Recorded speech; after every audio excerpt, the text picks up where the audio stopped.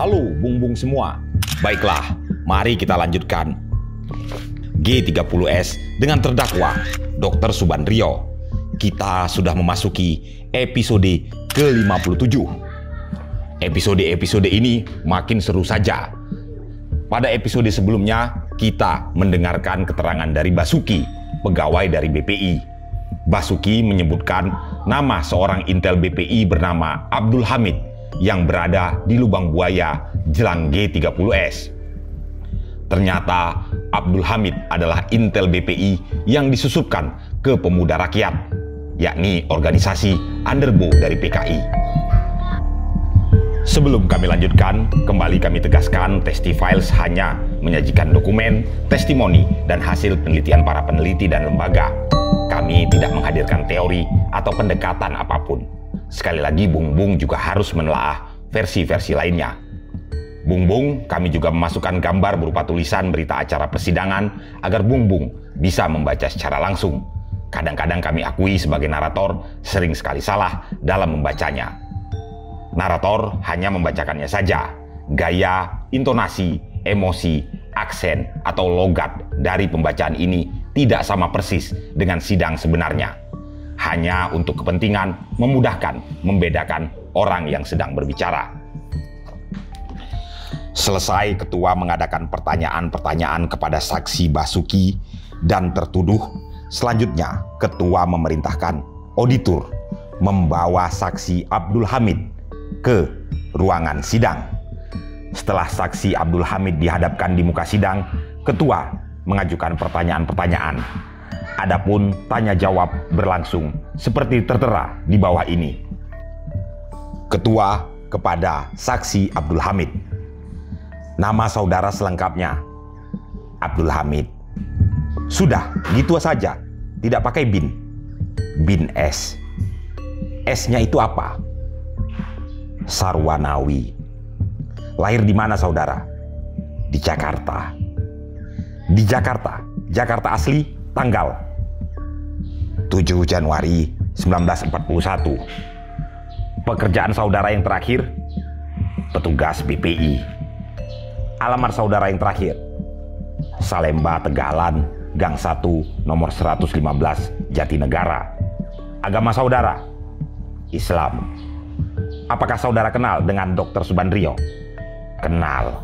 Kenal baik, kenal muka, kenal nama. Kenal rupa dan nama. Sering lihat di potret? Ya. Tidak ada hubungan keluarga? Tidak ada. Hubungan kerja pun tidak ada. Sebagai petugas BPI saja. Saudara bersedia dijadikan saksi dalam perkara ini? Bersedia. Setelah pengambilan sumpah selesai, ketua mengajukan pertanyaan kepada saksi sebagai berikut. Saudara Hamid, ya, ini dalam berita acara itu saudara senantiasa berumur. Lahirnya itu tahun 42. Lebih muda lagi, yang betul yang mana? 41 yang betul. 41. Jangan saudara karena sudah kumisan mengaku lebih tua, ndak? 41 yang betul. Sudah kawin? Sudah. Punya anak? Sudah. Sudah pernah diperiksa sebelum ini? Sudah. Di mana? Pertama di Cipanas, kedua oleh tim penguasa BPI, dan ketiga Teperpu. Yang diperiksa Teperpu itu dibuat berita acara apa tidak? Dibuat. Saudara tanda tangani tiap pemeriksaan? Ya.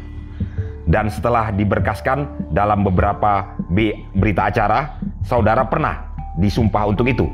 Membenarkan isi keterangan saudara? Sudah. Jadi 2 kali kalau begitu disumpah ya? Ya.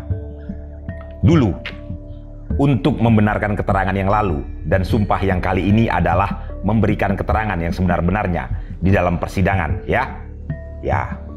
Ingin mahkamah mengetahui terlebih dahulu sejak kapan saudara menjadi petugas BPI? Mulai akhir 61. Mulai tahun 61? Itu mulai masuk di BPI? Ya. Dan kapan mulai ditugaskan atau mendapatkan tugas dari BPI? 2 minggu setelah pendidikan selesai. Kapan itu kira-kira? Kira-kira Maret tahun 62. Maret tahun 62. Benarkah di dalam salah satu tugas, bahkan sebetulnya tugas yang terakhir, yang dibebankan kepada saudara adalah memasuki Pemuda Rakyat atau PR? Ya, betul. Kalau benar, saya kepingin mendengar ceritanya. Bagaimana sampai saudara itu masuk PR? Siapa yang memerintahkan? Apa tugas saudara di lingkungan PR itu? Apa kegiatan PR yang dilaporkan kepada atasan saudara? Ya, pelan-pelan saja. Yang jelas, saya masuk anggota PR atas perintah saudara Sutomo, pembina bagian 2. Lalu kapan itu kira-kira? Kira-kira Maret 65. Setelah saya terima perintah itu, saya berusaha mencari cover job. Setelah dapat cover job, saya baru bisa memasuki anggota PR, Ranting Salemba Tegalan. Ranting Salemba Tegalan, cover job apa yang saudara dapatkan? Sebagai tukang tambal ban.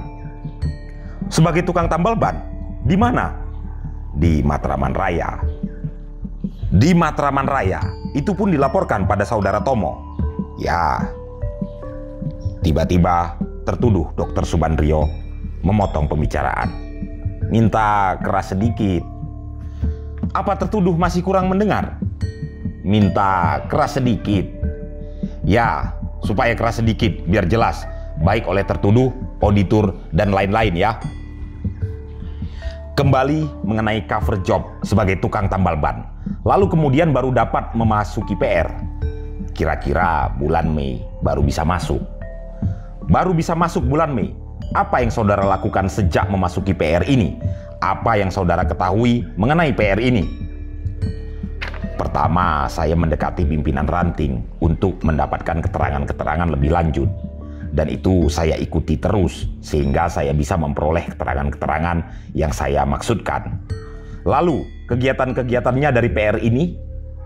Pertama, karena ranting itu baru berdiri, saya diterima itu tanpa pemeriksaan dan penelitian lagi. Tugas yang diberikan oleh ranting itu ialah memperluas anggota. Untuk memperluas anggota, hal ini apa dilaporkan kepada pimpinan saudara, saudara Sutomo? Dilaporkan. Apakah ranting itu baru berdiri? Ya, baru berdiri. Jadi saya diterima itu tanpa pemeriksaan, dan tugas yang diberikan oleh ranting adalah untuk memperluas anggota. Apa hal ini dilaporkan kepada pembina saudara, yaitu saudara Sutomo? Ya, dilaporkan. Lalu saya ingin mendengar ceritanya pada waktu saudara mengikuti latihan-latihan di Lubang Buaya, yang menurut berita acara ini juga saudara laporkan kepada atasan-atasan saudara, dan tidak hanya saudara Sutomo, tetapi juga kepada saudara Basuki Kartono Kadri. Ya, betul itu. Saya melaporkan kepada saudara Kartono Kadri setelah selesai latihan itu. Sebelum latihan waktu saya mau pergi ke Lubang Buaya itu, saya minta izin kepada saudara Sutomo. Bagaimana, coba ceritakan sejak awal sampai akhir latihan itu, apa yang saudara alami selama latihan itu? Tanggal 11 saya mengikuti latihan di Lubang Buaya sampai dengan tanggal 18 September tahun 65. Jadi berapa lama itu? Kira-kira 1 minggu. Sebelum saya berangkat ke Lubang Buaya, saya melaporkan kepada saudara Sutomo, sekaligus untuk minta izin bahwa saya akan dilatih di Lubang Buaya. Selama di Lubang Buaya, saya mengikuti latihan praktek senjata dan bongkar pasang. Senjata apa itu? Bermacam-macam senjatanya, pistol, senapan, sampai 12,7 juga ada, dipelajarkan. Apalagi kecuali pengetahuan soal senjata? Bongkar pasang, tembak-menembak, dan indoktrinasi dari Pak Imam itu. Apa yang diindoktrinir? Mata kancing. Apa itu maksudnya, itu mata kancing? Mata untuk melihat keadaan suasana sekitarnya, dan kancing maksudnya ditutup rapat-rapat. Maksudnya tidak menonjolkan diri keluar. Jadi tidak menonjolkan diri keluar, itu yang mata kancing ya? Ya. Jadi sama dengan tutup mulut dan matanya saja yang melotot. Mulutnya ditutup. Ya. Lalu apakah persoalan ini juga saudara laporkan kepada atasan saudara selesai latihan? Semuanya saya laporkan. Apakah setelah dilaporkan itu ada instruksi-instruksi lebih lanjut tentang untuk tetap mengikuti latihan di PR atau untuk mengundurkan diri dari PR? Dari Kartono Kadri tidak ada. Itu artinya supaya terus saja mengikuti. Ya, maksudnya mungkin begitu. Dan di samping saya minta juga ceritakan proses verbalnya benar atau tidak mengenai pengalaman saudara pada waktu mendekati pecahnya G30S, di mana saudara mendapatkan panggilan dengan kode pulang mudik. Tujuan arah mudik. Masih ingat itu? Coba ceritakan. Tanggal berapa saudara mulai menuju ke mudik? Dan apa yang saudara lakukan sebelum pulang mudik? Seterima berita itu kira-kira tanggal 28, kira-kira jam 8 malam dari saudara Bastul pada waktu itu. Bastul yang keras sedikit.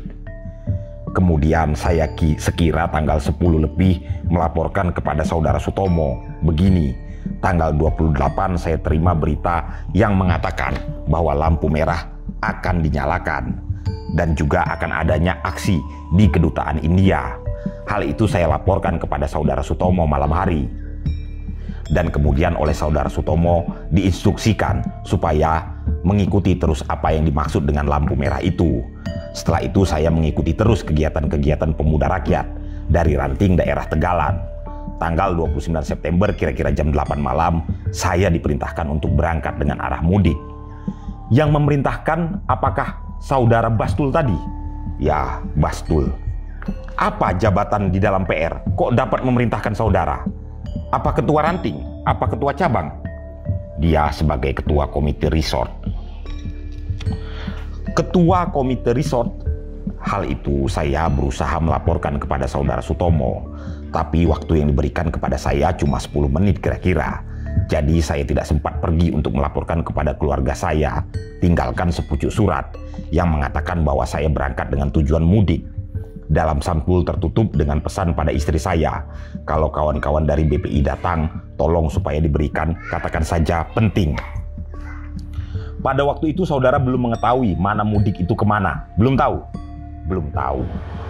Lalu kira-kira jam 8 lebih 10 kami berangkat dengan rombongan kira-kira 20 orang dari ranting Tegalan menuju arah mudik. Setelah sampai di jurusan Bogor di Pasar Rebo, baru saya ketahui bahwa tujuan yang sebenarnya adalah Lubang Buaya. Ke Lubang Buaya tidak asing lagi. Oleh karena tempat itu tidak asing lagi, sudah pernah latihan di sana. Lalu apa yang dilakukan setelah sampai di sana? Sampai di sana malam, lantas ditempatkan oleh Sersan Mayor Kasman, kalau tidak salah itu, komandan batalion itu, di sebuah rumah sebelah selatan lapangan. Apa di dekat lubang maut itu? Masih jauh? Lebih lagi di lapangan itu, lapangan sebelah selatan. Lalu apa yang saudara alami selama di Lubang Buaya itu? Di sana belum ada pembagian tempat-tempat lain. Setelah saya istirahat karena capek di salah sebuah rumah yang telah ditentukan. Sampai kapan istirahatnya itu? Sampai tanggal 30? Apa sampai tanggal 1 paginya? Sampai tanggal 30 paginya. Jadi, selama saudara istirahat tidak mengadakan aktivitas-aktivitas apa-apa kecuali hanya istirahat sampai 30 paginya. Lalu tanggal 30? Tanggal 30 dibawa oleh Sersan Mayor Kasman di suatu lapangan. Dan di situ dibagi-bagi. Apa namanya itu, dibagi-bagi batalion. Batalion. Saudara mendapatkan di batalion mana? Batalion 2, kalau tak salah itu. Diberi persenjataan? Pada itu waktu belum. Pada waktu kumpul belum, kemudian diberi. Kemudian memang diberi. Kapan itu diberi persenjataan? Kira-kira tanggal 30 sore. Waktu dibagi-bagi itu diberi instruksi apa lagi? Untuk menjaga tempat sekeliling di komplek Lubang Buaya itu. Dan di situ dikatakan tidak boleh meninggalkan tempat. Karena penjagaan berlapis-lapis dan juga di antara kawan-kawan harus saling curiga-mencurigai. Dan kalau ada yang melarikan diri harus ditembak. Jadi harus ditembak. Ya, ucapan Sersan Mayor Kasman. Pagi itu ya, sebelum diberikan senjata itu, tembak pakai apa baru nanti mengerti pakai senjata? Apa ya? Ya, lalu? Sore harinya saya lihat ada rapat di satu rumah di dekat lubang maut itu. Tapi rapat itu dijaga keras, sehingga saya sendiri tidak bisa melihat. Artinya juga tidak bisa mendengar, tentunya. Tidak bisa mendengar, karena dijaga oleh Cakradirawa dan Angkatan Darat lainnya itu. Apa saudara tidak mengetahui siapa yang rapat-rapat itu? Tidak melihat. Tapi saudara bisa menduga bahwa di situ ada rapat. Bagaimana? Di dalam itu banyak orang yang berkumpul dan dijaga rapat, jadi tidak boleh mendekati rumah itu. Apa tidak ada kemungkinan bahwa orang-orang itu baru berkenduri? Karena saudara tidak diundang, jadi tidak boleh datang. Bukan soal rapat itu. Saya kira kalau kenduri tidak dijaga rapat,